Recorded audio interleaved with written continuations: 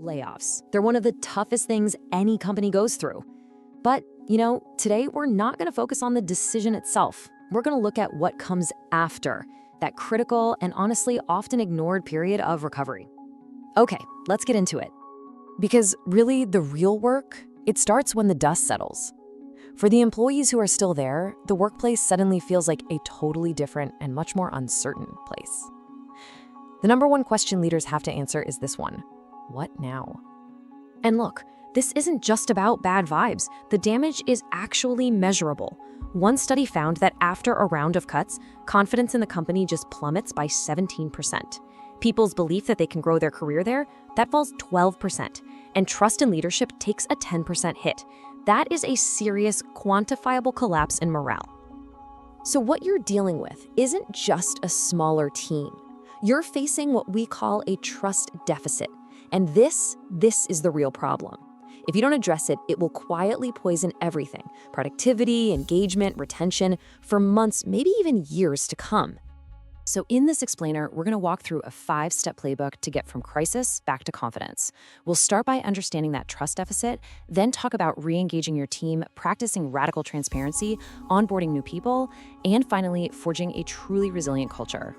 All right, first up, the trust deficit. Here's the thing: to fix broken trust, you first have to get that it actually breaks in two very different ways. On one side, you've got cognitive trust. This is the practical, head-level belief that leaders will do what they say they're going to do. Then, on the other side, there's affective trust. That's the emotional stuff, that feeling of psychological safety that lets people feel connected and take risks. And yeah, layoffs absolutely shatter both. Wharton professor Peter Capelli just nails the single biggest fear that paralyzes the staff that's left. Everyone is thinking this. This uncertainty, it just hangs over everything, and it's the fuel for that trust deficit, making it basically impossible to move forward. Which brings us right to part 2, re-engaging your current team. Your first priority, it's not hiring new people.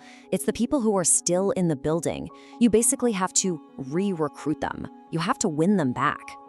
A lot of employees are wrestling with a very real thing called survivor's guilt. They're asking themselves this exact question. They're feeling this weird mix of relief, grief, and a whole lot of anxiety.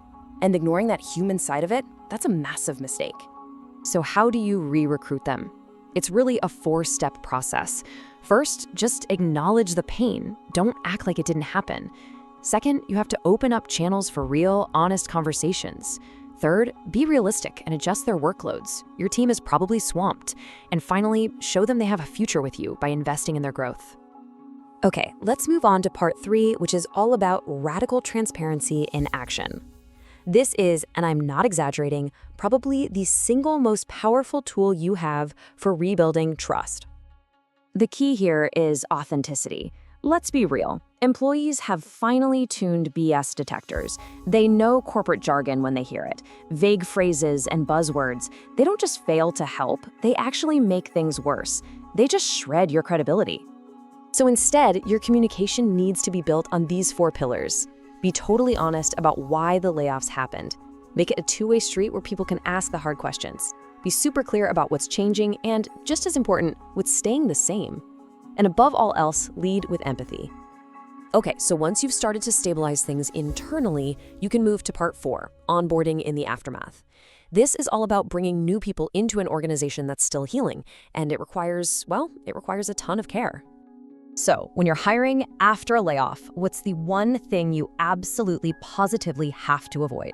What is the fastest way to completely destroy trust with someone who just walked in the door?